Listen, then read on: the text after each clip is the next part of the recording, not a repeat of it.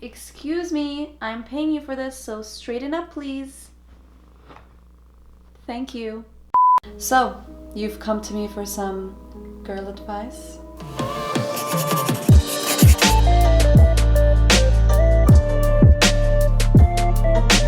What's up, you guys? Welcome back. Today's video is going to be a girls chat type of video. It's all about the girls today, and I'll be answering your most common questions that you've submitted to me on Instagram. We're talking about periods, relationship advice, marriage, all of that juicy stuff in today's video. All right, so the first question is, how would you go about getting more freedom from heir parents? This is someone that is not married. I think this applies to not only heir parents, but a lot of parents that are more protective and a little more strict in the way they raise their kids. And I can definitely relate to this. My dad was the more strict one and my mom not so much. So I had like a mix of both. But when it came to what my dad thought, it was always a no, no, no growing up.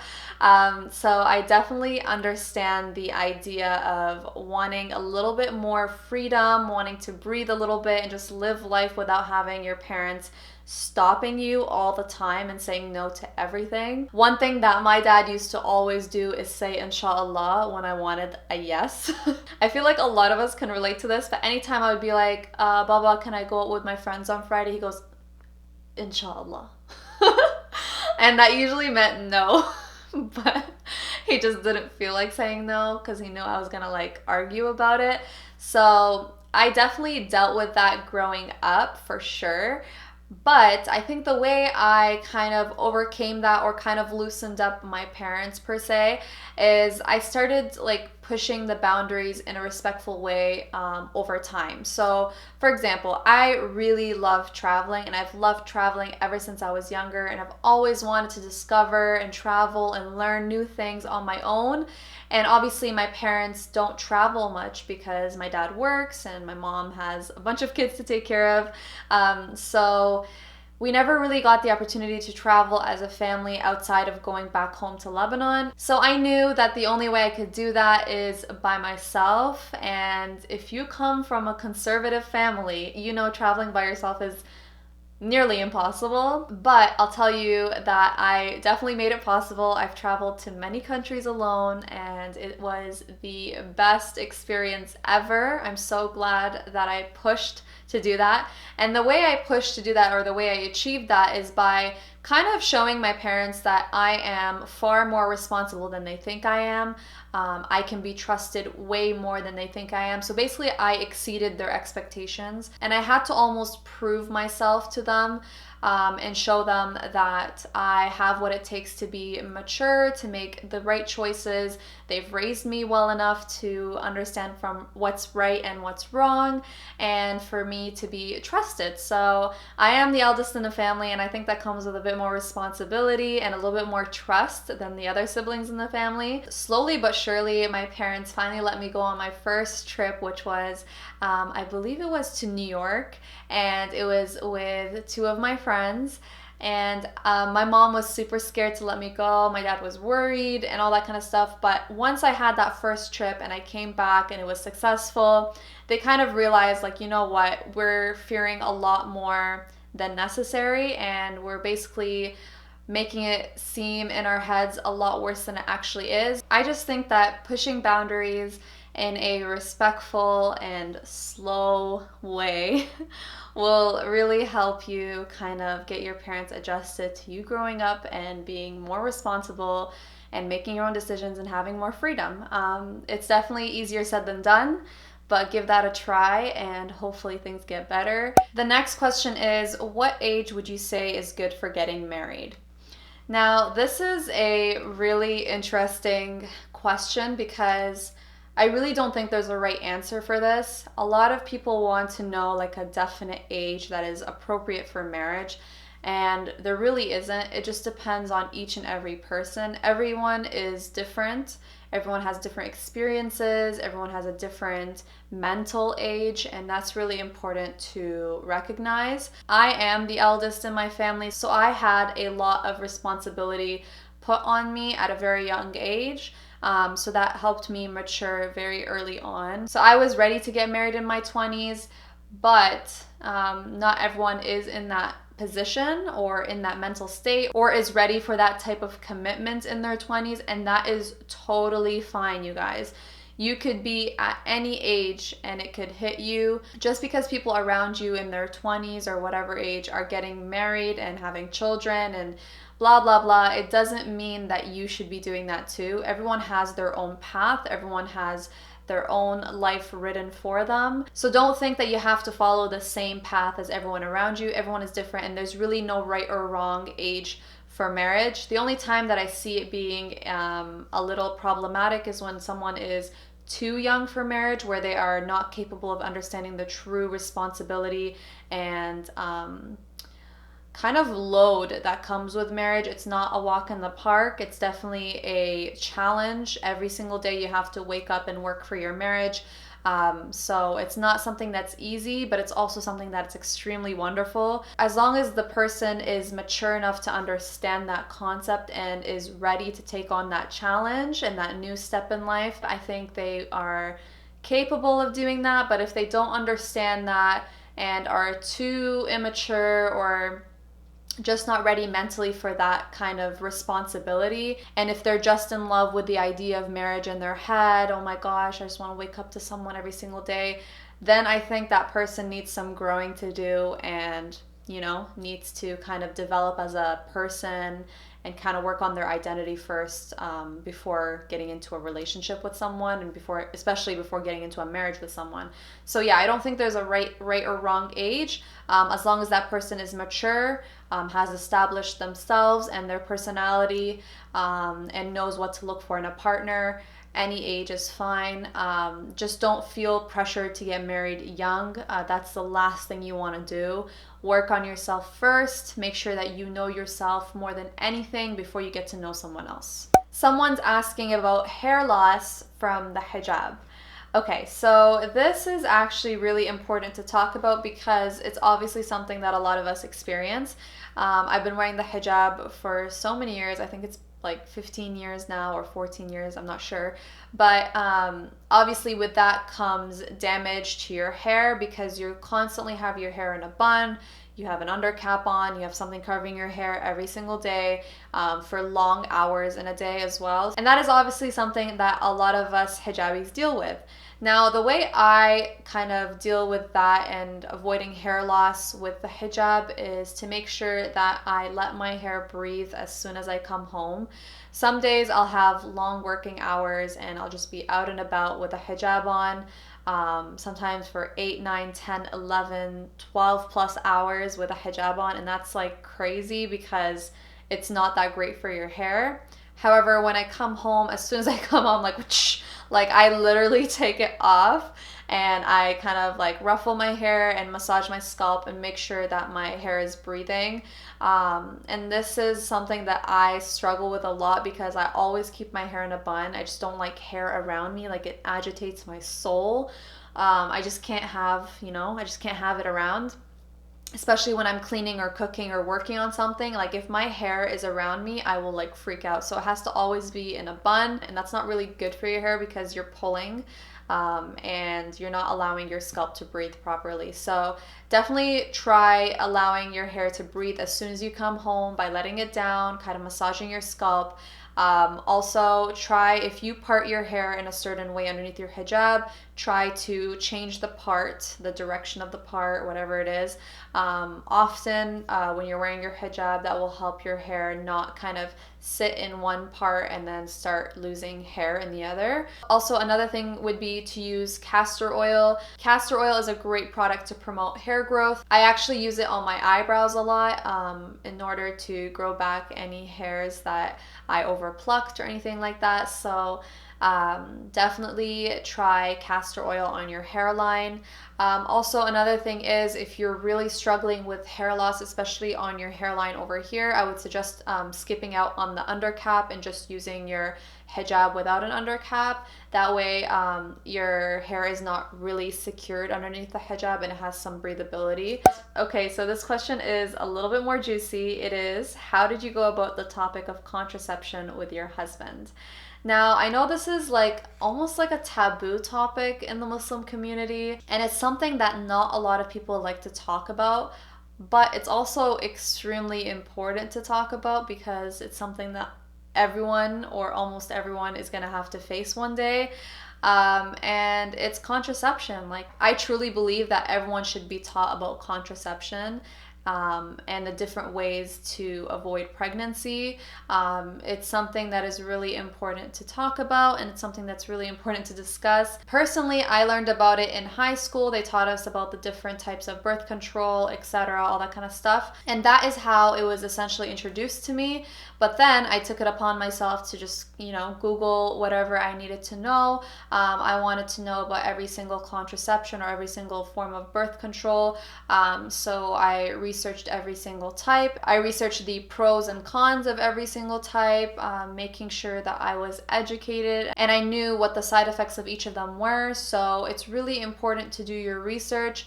If someone doesn't teach you about it in your family, go ahead and take it upon yourself to research about it. If you are at that stage of considering contraception and birth control and all that kind of stuff, definitely take it upon yourself to do your own research.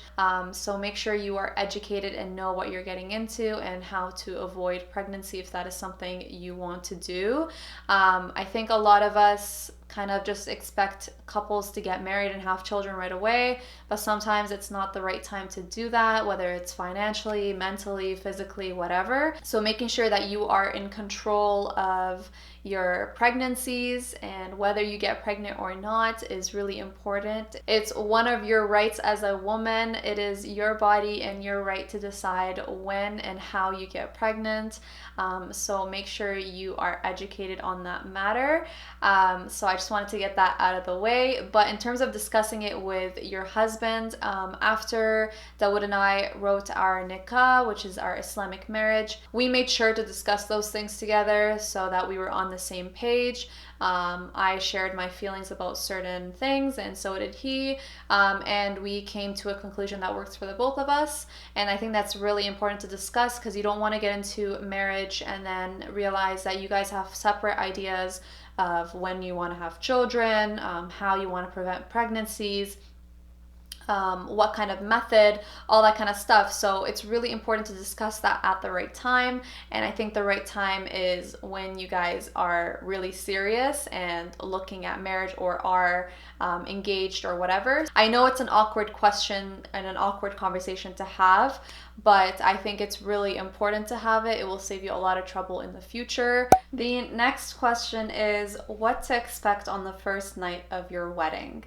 Now, this is obviously a super hot topic because a lot of us girls always wonder about this and there's not many answers out there. And I actually did a video on this with Dawoud, so make sure you check that out. We do talk a lot about the expectations and the reality of things and kind of basically reassuring you guys that it's not as scary as it actually seems. And if you are with a partner that you trust and someone that you love, of course, things end up working out. You just have to take your time and breathe. Make sure you watch our video. We talk all about it, and I think it will kind of reassure a lot of you guys.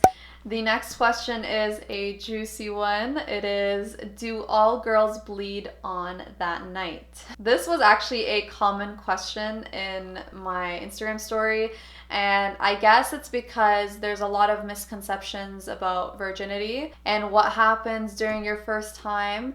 And I totally understand that it's not information that is necessarily very easy to access, especially when you come from a conservative family or community. So I totally get it. Now, does every single girl bleed on the first night? The answer is absolutely not. Not everyone bleeds, whether it's the first night or the 100th night, not everyone bleeds. And that does not dictate whether you're a virgin or not. We have to relearn what virginity is as a community, as a society. We really do, because there's so many harmful misconceptions about virginity. And I say harmful because it puts these like expectations that are very hard to meet for some people. And this creates a lot of disappointment. It creates a lot of drama. And it could just create a lot of negativity within relationships and families. And even within yourself, you start feeling like you are not fulfilling the standard of virginity, when that there should be no standard, because the human body works in mysterious ways, and the human body is so intricate and is so unique from one person to another that it's so unfair to claim a virginity standard and hold every single female to that standard. It's actually really ridiculous how much pressure we put on females in our community. And as a society as a whole, we have so many expectations for females, yet very little for the men in our community. And it just, I don't know, I feel like it just creates such a negative atmosphere for females, and we just have so much to live up to, even when it comes to our body parts. Like, come on. So I'm just gonna give you guys a quick crash course on biology. You guys, I have a background in biology, and I'm here to tell you that not every hymen is the same. There are several different types of hymens. I'm not going to include it on the screen here because YouTube will have an issue with that. But please do your research about the different types of hymens. And it's very difficult to know what type of hymen you have because of where it is. So different hymens react differently or result in a different experience when it's your first time. So depending on the type of hymen you have, your experience could be totally different from one person to another. So if you hear people saying it was extremely painful, I bled everywhere, this and that, that could be totally true for one person and absolutely not true for the other. So it honestly just depends on each and every person and the situation they're in and how their body is built biologically. If you happen to be the person that doesn't bleed, that is totally fine. If you happen to be the person that does bleed, that is also fine. It just depends on what type of hymen you have and what occurs during your first time. And I think that's really important to understand. I know this is something that not many people talk about on the internet, and this is probably something that a lot of people are gonna, you know, bash on me for speaking out loud, but I think it's important. It really depends on each and every person. There is no right way. And no, not every person bleeds on their first night. And if you do, that's normal. And if you don't, that's also normal.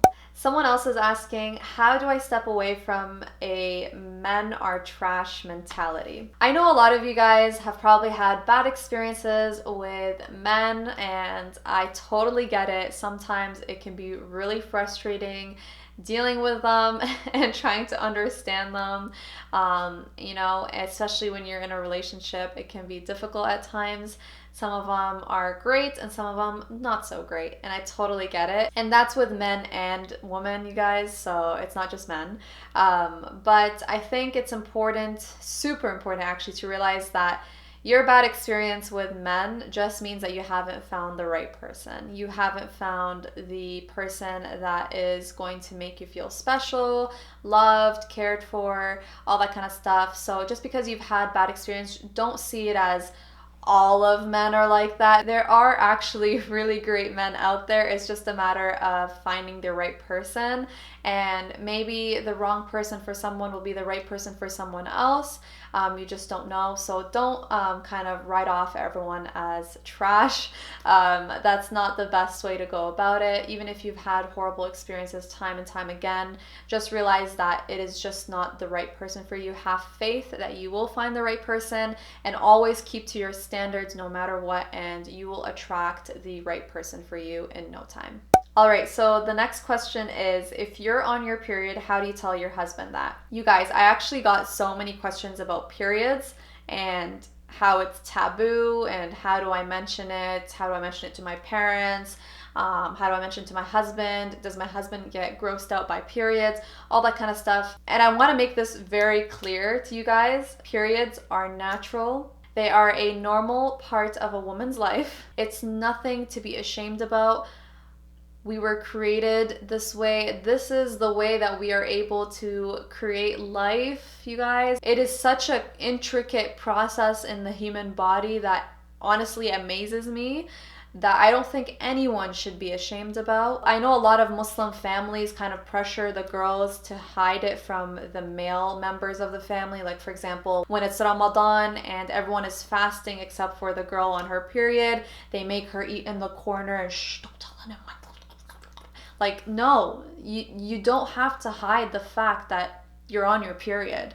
Like, God gave you a period. Why are you hiding it, you know? Obviously, you don't have to go out and write it on your forehead that I'm on my period. You also don't have to go about your life hiding as if it's something shameful or something wrong. It's not wrong. Obviously, it's not wrong. It's something that every woman will have to experience, and it's something that is completely normal.